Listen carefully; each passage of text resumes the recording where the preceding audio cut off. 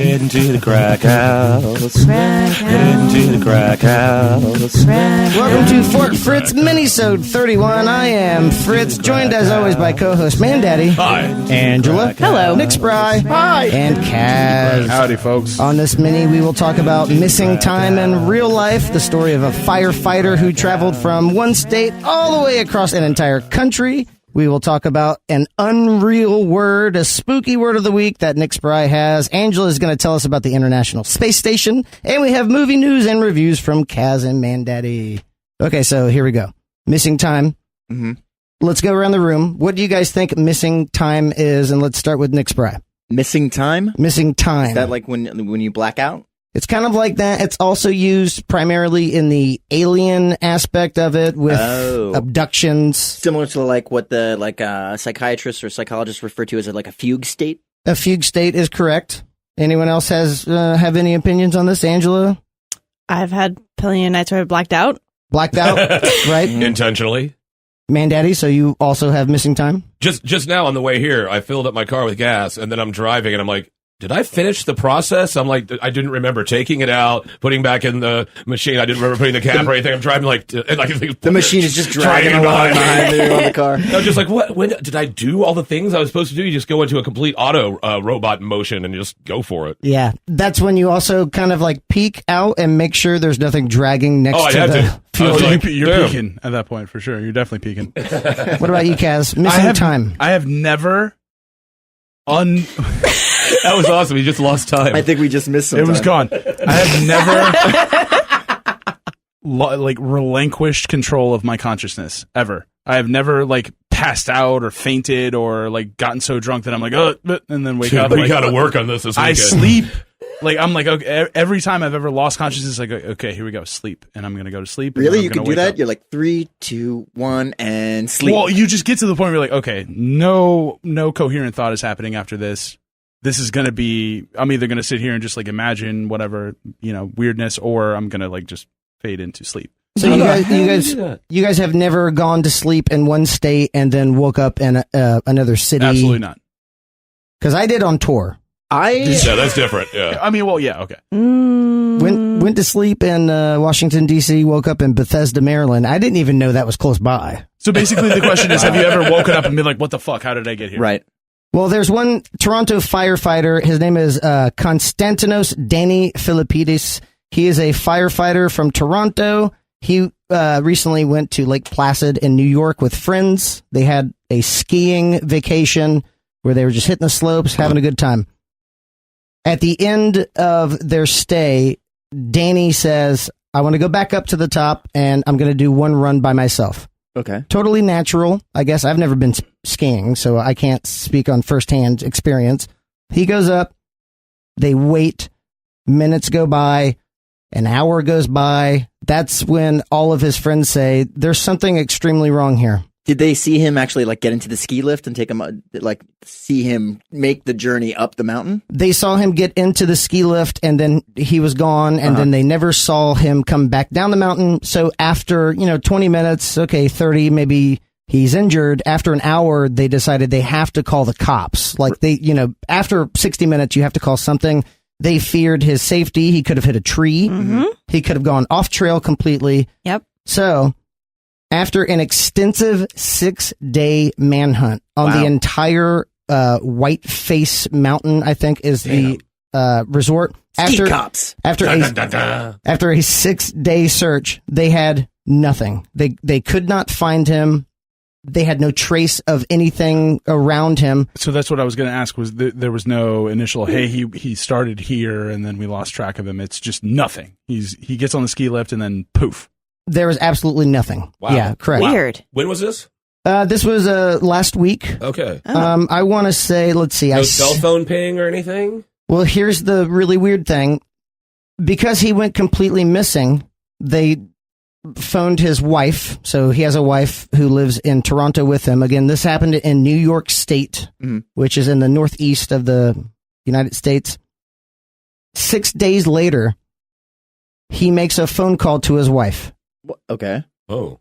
It's 3,000 miles away in California, in Sacramento, the capital of California.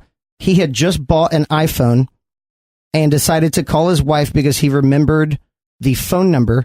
As he was calling her, he still couldn't even remember her name. What? When she heard him talk, she said, "Oh my God." And then that's what he immediately thought of, a nickname. He didn't even remember her actual legal name. He started calling her a nickname. Really? Yep.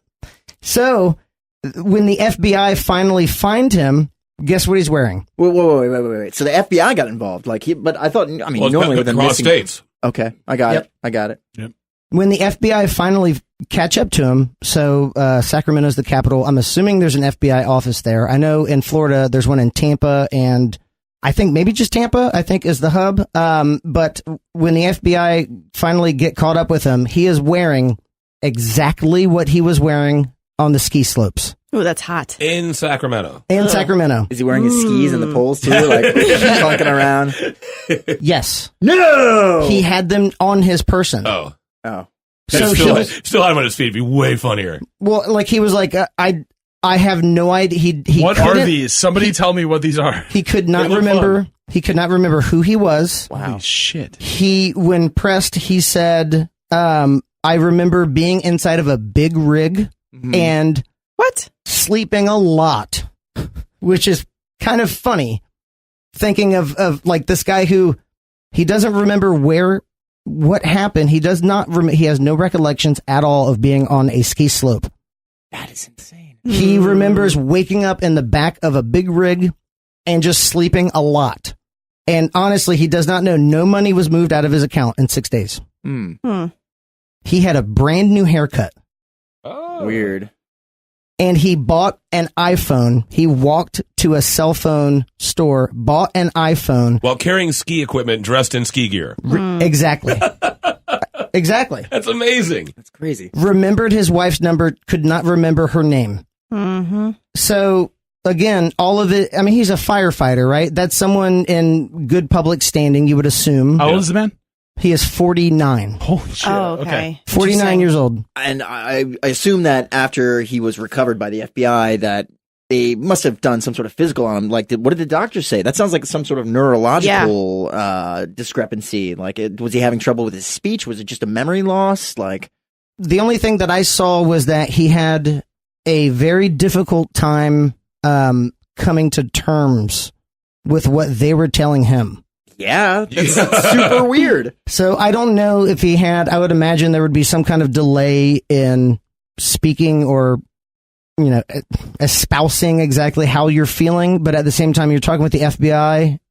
If I was that person, I would just say yes, sir, no, sir, negative, affirmative. And I would just answer every question that they threw at me. But does he even know what the FBI is? Does he? I mean, to some extent, I imagine. But like, how far back does the amnesia go? He doesn't know his own wife. Like, does he? Well, is he just talking to these people? Like, yeah, like I don't know. Well, you know, to sounds be honest, weird, right? I feel like this is the classic split personality thing, right? Not classic in that normally there is some overlap in that, like, they're not aware of each other, but there is some story told about why the two sort of lives interact. Like, there isn't just a, hey, I woke up and I'm now all of a sudden in a place I don't remember. There's some amount of continuation between the two. So the idea that there's like a complete 100% snap break, like that seems like movie quality, like split personality almost. That's kind of mind-boggling though, because if there was no money removed or right, there's something little sinister. You got a haircut? That's so weird. Yeah. The haircut could be split personality. The money moved is weird to me.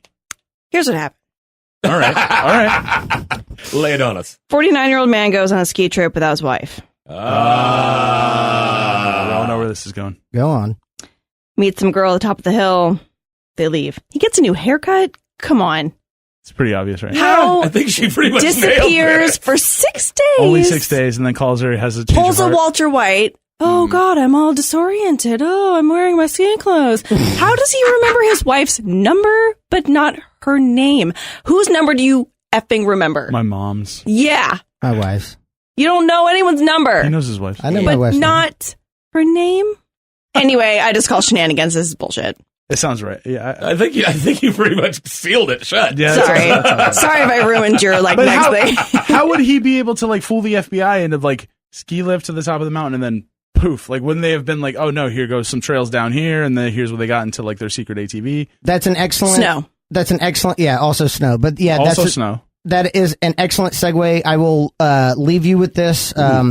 David Paulides, it's a Paulides. He has a criminal background, working in law enforcement and other regional detective agencies for over 35 years. He recently gave a speech, and if you were to look up new David Paulides Unexplained Disappearances in Our National Parks, it's over an hour long. I watched the entire thing today. He says that since the 1950s, people have disappeared in national parks, but they all have certain things in common. And this also goes back to the UFO folklore. Yeah. He says they are all they all have related elements. They are victims with disabilities who cannot explain themselves, or they are highly intellectual, so that when they cannot explain themselves, it looks like everything is thrown into question. If they are with canines, if they disappear with dogs, bloodhounds will not be able to track them. And this has happened for 70 years. Interesting. Different police agencies. If they are found, they are normally found near creeks, rivers, waterbeds, or other national parks. Or iPhone stores. Sometimes hundreds or thousands of miles away. Also, geographical clusterings, boulder fields, mountains, or near water. They all find people like this. If they are dead, they are usually always face down in a seated position, having fallen, like with their ass up and their knees down, like they just collapsed. And they will normally be found. This is the striking one, near huckleberries. Really? Well, those are delicious. Yes, they are.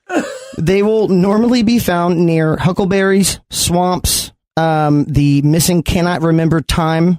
They cannot remember time away. Either they're semi-conscious, unconscious, they're missing clothes, shoes. It's usually an afternoon disappearance. That fits that one perfectly. They are found in a location previously searched. In this case, it would not be that. And there is weather associated with the disappearances. It was a clear sky when he went missing. Interesting. Well, think about it.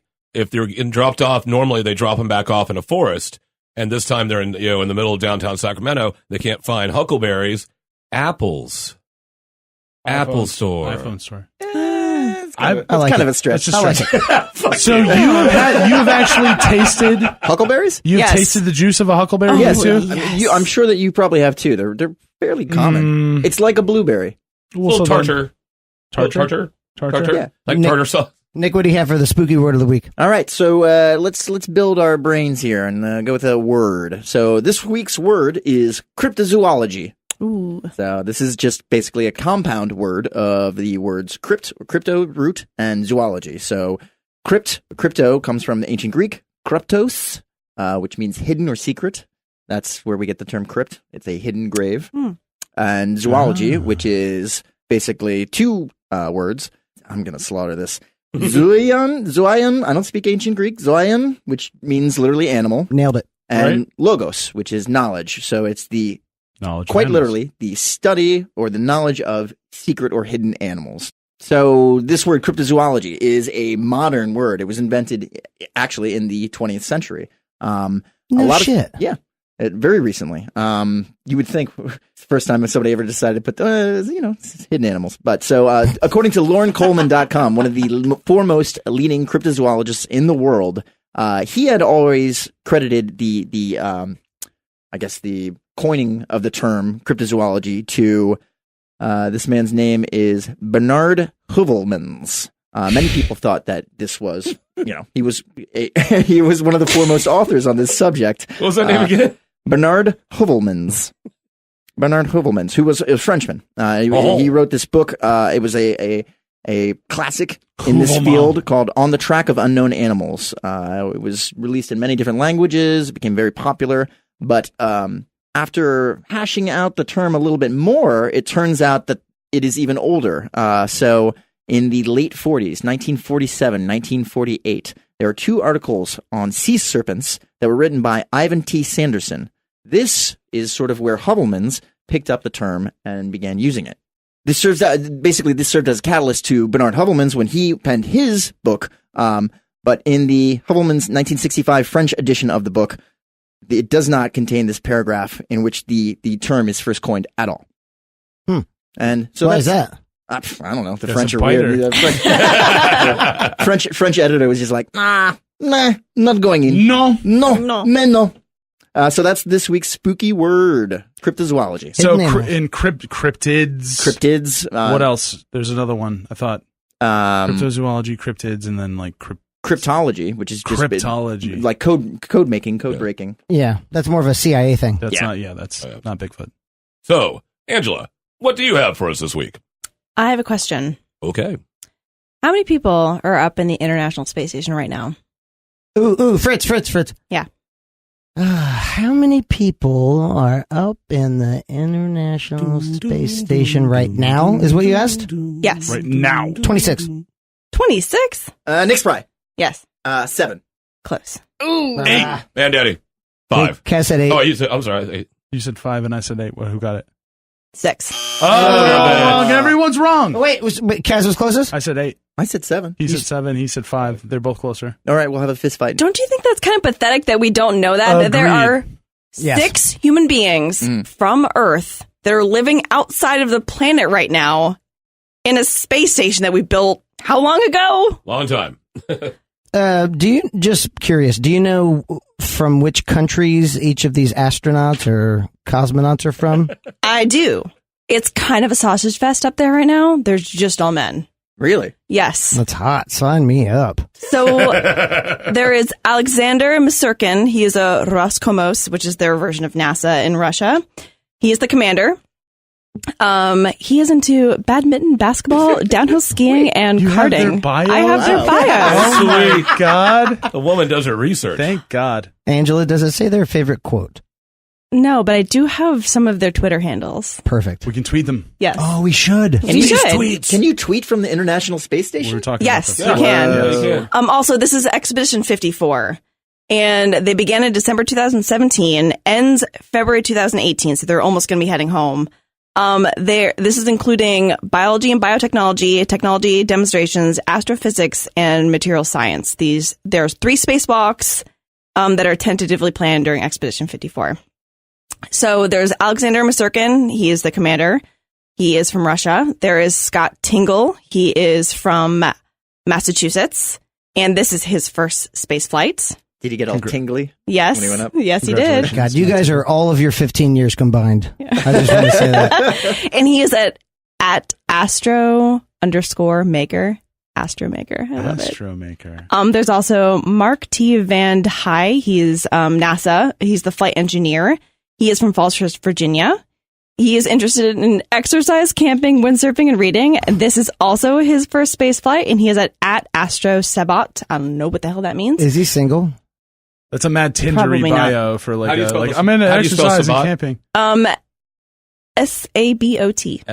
Yes. There's also Norishinge Kanai. He is the flight engineer. He is from Tokyo, Japan. This is also his first space flight. Tokyo, what up? Yep. Yes. What's going on, Tokyo? There's a whole bunch of noobs up there right now. There are actually 3 out of the 6 are all this is their first. These dudes come down here and beat your ass for saying that. They're like, Their muscles are all atrophied from doing all this. This is space true. work. Give him a couple days. Give him this a is couple our days. best and brightest up there, okay? Show some respect. Point Texas. Joseph Akaba, he's NASA. He's a flight engineer from Inglewood, California. And then there is Anton.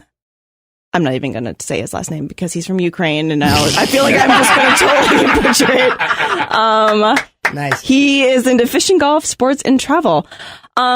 So they have been up there since December. They're coming down at some point this month.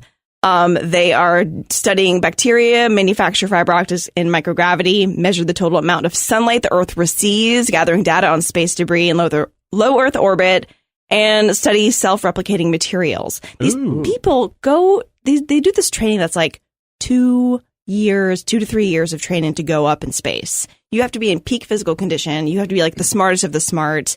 You're giving up how many months away from your family, friends, life, and they're from all over the world. And it's not really for any particular country. They're just doing it for like mankind. Yeah, research. And nobody knows who's up there. How crazy is that? No one knows. It's insane. Like- Agreed. CrossFit. And like they have to go to all these different countries while they're training. At some point, they're in Russia, and all the instructions for what they're doing are just in Russia. They just have to know Russian. They have to just read it in order to go up in space. Is that to train Yes. with like different mindsets? Yes, and they have to do all these emergency things. If something happens, they have to learn how to deal with emergency scenarios while they're up in space. At like, Yeah, it's a big deal because we have an emergency on Earth. That's one thing, but when you have an emergency in a vacuum, Yes. thousands of miles above the Earth, everything can be a really bad emergency. yes, and they just did the most recent spacewalk, which was like 5.5 hours God. outside. Yes, Oh, 5.5 my hours. God. I had no idea they were that long. Yeah. I Yeah, swear I to God, didn't it was like 15, 20 minutes.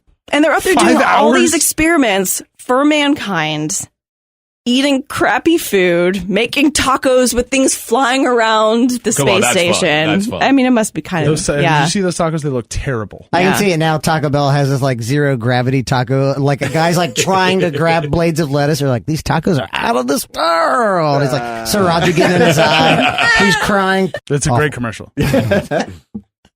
Anyway, I just wanted to like call some attention, get on my little like space hype podium about the fact that none of us know, no one pays attention to space anymore. Nobody cares anymore about That is now sad. that Falcon Heavy just went up. Now that kind of like spurred me to kind of look into some things, and part of this kind of came about from watching this documentary show called The New Frontier on Netflix. And the first episode was just on astronauts, and the whole thing I was just like blown away by what people go through in order to go up in space. Don't you think though that it's there's been a lot of funding for NASA has been cut. A lot. Absolutely. lot, And but no one ever talks about Falcon it. Heavy, private sector. Thanks, Elon No, Musk. do you think Yes. it's going to become in vogue or like space travel sort of got really hip? Do you remember when one of the guys from Actually, NSYNC or whatever was going to go into space? Lance Did he go? Bass was trying to go up. He was with the Didn't he? cosmonauts. Did he not? That never actually happened. No. So that show that you mentioned, that was The New Frontier? The New Frontier on Netflix. The New Frontier also goes into the fact that the commercialization, essentially, of asteroid mining and things like that is pushing the private sector into like these people that have, exceptional amounts of money, your Elon Musks, etc. Richard Or- Branson from Virgin. Exactly. Yeah. Well, he is an aeronaut. Yes. He likes balloons. So yeah, basically the idea that there are luxuries there is profit to be gained in space is pushing the private sector to develop better rockets, better, more efficient like ways of getting people up and back.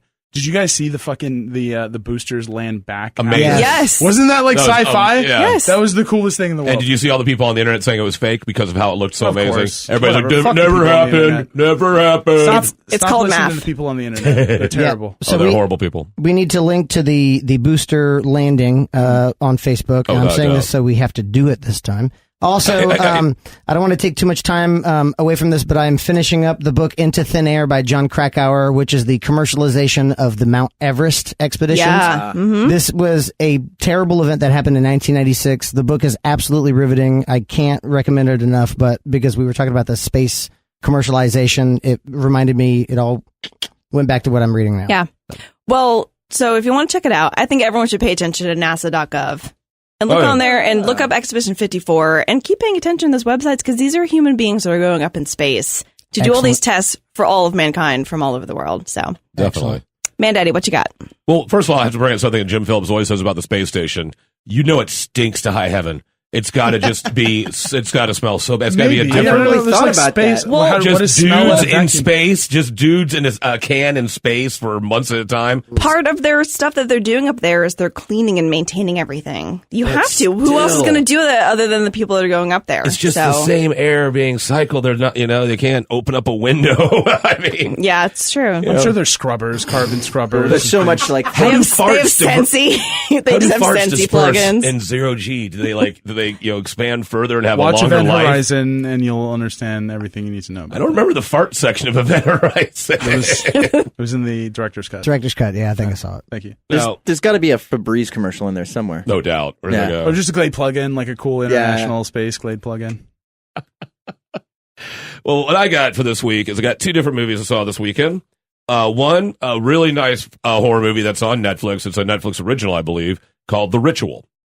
Just nice guys out in the woods sort of horror movie, supernatural elements. I heard some people bitching about the acting. I thought the acting was appropriate for the movie. Really nice creepiness to it. The creature design and the creature reveal at the end is stellar. It is just the neatest creature design. You can't even describe what it is. But it's basically some friends go out into the forest for a vacation. They usually go to a normal vacation spot, but this time they decide to go hiking in the forests of Sweden. Classic. Why wouldn't you? And, they're originally in the mountainous areas, and then they decide, well, let's take a shortcut through this forest, and things go bad from there. A lot of a supernatural feel, a lot of psychological stuff going on. There is violence, of course. It's a horror movie, so people are getting killed, but it's not necessarily a gory movie per se. You know, There is some violence, there is some gore, but it's not like a slasher gore fest or anything like that. What was this movie called again? The Ritual. And it doesn't really explain itself. Oh. You know, it leaves a lot unexplained. There's a lot that it's like, why did that happen? What's with this? And it leaves you questioning a lot. And it kind of leaves it a little open-ended at the end. So, and I kind of like movies that do that. Right. Sure. I feel like it lets you provide part of the entertainment. You get to fill in what happened before and sort of after. And right. And of course, cool. It leaves it for the sequels or the prequels and all that. To just totally like crap it up. How would you rate it out of 7 Mandaddy beard pools? I'd give it a solid 4.5. 4.5. Depending on the mood, possibly a 5 if you're just in the mood for some nice, creepy horror. And one thing, the use of sound is absolutely stellar. The use of sound in that movie is just the sound design, the things you hear off in the distance, and the stuff that for the scares is just really innovative and really good. I love the hell out of that part of it. Cool. So when it comes to sound design, I give it 6. Damn. Now, the next movie is freaking awesome! It's on video on demand, and it's called Mom and Dad. I have not heard of this one. Most people haven't. It just came out this year. It stars Nicolas Cage. So right there, you're in for some good watching. For sure. And Selma Blair. And Interesting. Selma Blair, what other movies has she been in? Cruel Intentions. Hellboy. Both. Jesus Yep. Christ. Okay, cool. And and it's a B-ish movie, and intentionally, especially even when the credits start, it has this like 1970s like almost blaxploitation feel to the opening credits, even though it's not in that style at all.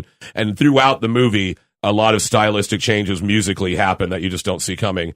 And it's basically something happens that virus or something, they really don't explain it, but all moms and dads suddenly have the complete urge, necessary need to kill their children.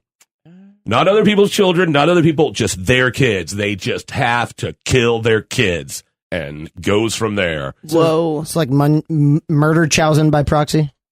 Almost, yeah, something like that, but much more virulent and much more frightening and terrifying. Ugh. And hilarious. It's got some just classic Cage. If you're a fan of Nick Cage, it's got some moments of just when we had to rewind like 3 moments, like just to see it again and again. When did this come out? This year. Really? Is he wearing a hairpiece in it? No, it's got actual Nick hair. It's he's got the widow's peak, really kicking. Crispy, yeah. And it's just a lot of fun. It's just, and the final line in the movie, I actually clapped. I was sitting at home and I was like, oh God, that line. And so it is just a lot of fun. It's got, gore, action, humor, cheesiness, over the topness, and it's just a great, fun ride. And I would give it Netflix? No, it's on video on demand right now. Video? Yeah, like when you have to, like on if you have cable, you go to the video on demand section where you can get current movies, or if you have an Xbox, you can go to the Microsoft store and you can get stuff on demand that way as well. Through like Amazon or something Yeah, like that? yeah. Okay. I'm not sure if it's on Amazon, but I think it is on Microsoft. But it's just a fun ride. It's just for fun and everything like that. I give it 6. Just for sheer fun. That's an excellent movie. It's not like I'm not comparing it to like 3 Billboards, Right. because it's not. I'm saying just for the sheer fun, cheesy entertainment value, 6. Damn. So, if given the premise, I got to ask, how are the kids? Because a lot of times you get bad kid actors, or you get really brilliant kid actors. How are the kids in it? No, it's fun. They're absolutely cool. appropriate. Absolutely appropriate for it. I mean, there's nothing takes you out of it because it's so much fun. At no point are you just like, oh, come on. It's just you throw everything out the window. Willing suspension of disbelief, on lock, and go. That's good. Yeah. It's awesome. What you got there, Kaz? Similar to yours, kind of a We're always in sync, us. weird Aren't we? meandering movie review. Absolutely, we are. Do you guys remember the Resident Evil movies? Oh, yeah. No, but I just watched it. Is it the same thing? Very almost exactly to a shot for shot the exact same thing. Yeah, it's a remake. So if you saw basically. it, then you're good. It's a good movie. It's fantastic. It's a coming of age tale. But the one that I'm talking about is Mila Jovovich. Mila Jovovich. Jovovich. Lulu. And thank you. If you haven't seen Fifth Element, forget all about what I'm about to say and just go watch Fifth Element. Yeah, please do. Don't Please worry do. about Resident Evil. It's not a big deal. But I saw that movie and I was a big fan of, since the original video game came out, I was like extremely into the Resident Evil franchise. Hells yeah. Only because in my experience there wasn't like horror video games out. Like there was like Alone in the Dark, which sucked. I don't know if you know, like That's you have to true. be a weird yeah. video game head to know what Alone in the Dark is. That was an ancient game, though. Right. And it just sucked. Like it wasn't even fucking, like it wasn't scary, it was just weird. Like it was just poorly made, and that's what made it scary. Well, it was modeled after H.P. Lovecraft. Right. There was a like an actual like book So not it was book super tie-in, but racist. extremely. For sure, yeah. Why? I mean, why? Why HP? Damn it! The original Resident Evil video game took place in a mansion. I forgot the name too. It has a specific name. Oh yeah. But it's in Raccoon City, and there's a remote mansion in the middle of the forest, and people have gone missing. And then the premise of the video game, of the entire game series, is that the Raccoon City Police Department has this like force of people, like a SWAT team that goes out and investigates. And right? Stars. Correct. With a double R? Stars.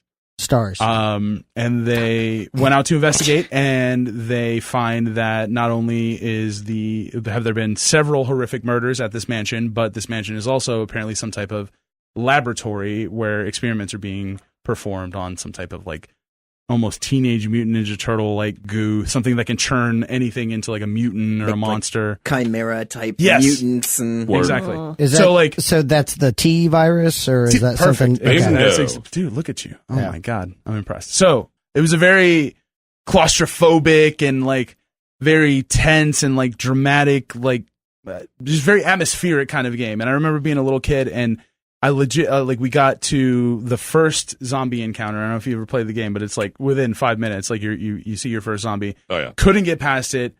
Totally shook, horrified. Have to call Dad in. Dad goes and picks up the controller, manages to get past the zombie, get us to like a typewriter and some first aid sprays, and then we take on. Yep. And we're like, okay, we can handle this. So the game is amazing. The movie was probably, I don't know what, 10% of what the game was. It was like it took place in Raccoon City, I think, and like other than that had nothing to do. Some of the names were the same. Similar, but like none of the movie had nothing to do with the video game. And basically they are going to be rebooting the Resident Evil franchise. They haven't decided yet whether or not it's going to be a long form TV show or an actual feature film, feature film series. Ooh. But the discussion is around recentering the plot around the mansion and the mystery around that. And again, I don't know that you can really do that since the game series is fucking 15 years old and all the mystery has been solved essentially. But this brings me into the reboot of the game franchise, which happened twice already, right? So there was like the original clunky horror, like top down kind of like survival horror, and then they went into like the action game in Resident Evil 4 we were talking about on the GameCube. Amazing Over game. the shoulder, like you run around, you're shooting zombies. It's more fast paced, more about picking up ammo and shooting. That would be shit. third person, right? Correct. Because the original Resident Evil was second person, right? With a like an overhead view. There were like fixed cameras in every time you moved into like a new scene, it would give you like a fixed camera. Yeah, Right. and then you would have to then kind of navigate according to that second person aspect, that fixed camera. Your direction orientation was based on what the camera showed you. Your forward was whatever direction it was when you showed up. So it was strange. But then in the most recent iteration, Resident Evil 7 or Biohazard 7 for our Japanese listeners, the newer one basically takes the same idea as the reboot of the movie franchises. It refocuses all of that kind of widespread. I don't know if you guys remember like 2 and 3 and all that. 2 was the one I played, I think. 2 was Came great. out like 98. It was good. 2-disc one. You go through the city and then you get into the lab and like so it was very widespread though. It's like a sprawling epic game. 7 like redirects that and puts you like back into this one house, and it's not very big, but the idea being, and similar to, we talked about Alien Isolation, it was, they put in essentially unkillable characters into this that hunt you, and that you are not able to, you have to evade, you're not able to fight them, you go in fear of these things in Resident Evil 7. So it's not like normally getting the shotgun or the grenade launcher or whatever, you actually have to run away. So it's back to actual survival horror. Correct. Where you're trying to survive, not just going out to kill. You're actually just in fear of your life at all times. Right. You're not collecting all of like the survival stuff and getting super badass and ammo-y. It's very much more and very stealth based. They let you do like peeks around stuff and you can see where he's moving, and then you got to be quiet. If you move too quickly, he'll like snap and look around. And it's very cool. Like the way that they sort of focused the idea of the game from going kind of mystery exploration into horror. Like those moments are not scripted. It's what you create. You're behind a dresser. You peek out. You see him in the hallway. You peek back in. You gotta like you hear him walking down the hall. You can make your move now, and you gotta like it's a lot of fun. I'll bring it over. You should play it. That's awesome. So basically, yeah, they're going to reboot the movie franchise, and they haven't released any details yet, other than that they wanted to quote unquote get back to the core of Resident Evil, which was to me that like the way they did 7, which was kind of refocusing on the horror of the situation instead of trying to make this really intricate like international espionage plot about whatever. Like, I think, back to like a horror movie. I think any game manufacturer has to get back to that starting that square one and say why did we get these fans, and then where did we start losing it? Because those shareholders are like, come on, Bill, this is the third quarter in a row. Yeah, just give me some time, John. It takes an intuitive game designer, I think, to step into that, because you do have, like you said, Bill and Jim are the guys that just came from GE's board of directors or whatever, and they're running this game studio now, and they want to see profits. You know what I mean? Yeah. So they just announced that they're going to do a reboot. They haven't. Do they know which studio? Have they picked a director? Have they? Nothing has been. No locations. No. Only that it is not going to be following the Mila Jovovich story anymore. She is out. No more. No more of her. Summer 2020. Donald Glover is Mila Jovovich. Resident Evil fighter. Well, there you go. That is our Minisode. That's where we just talk about stuff. Remember to check out the full-length episodes. That's where you get the stories and the sound effects and the hey, and all that fun stuff. Thank you all very much for listening. We hope you enjoyed. Tell your friends, tell your family. Get them on the Fort Fritz train, which runs directly under the fort, in case you didn't know that. This is Fort Fritz. Thanks for listening.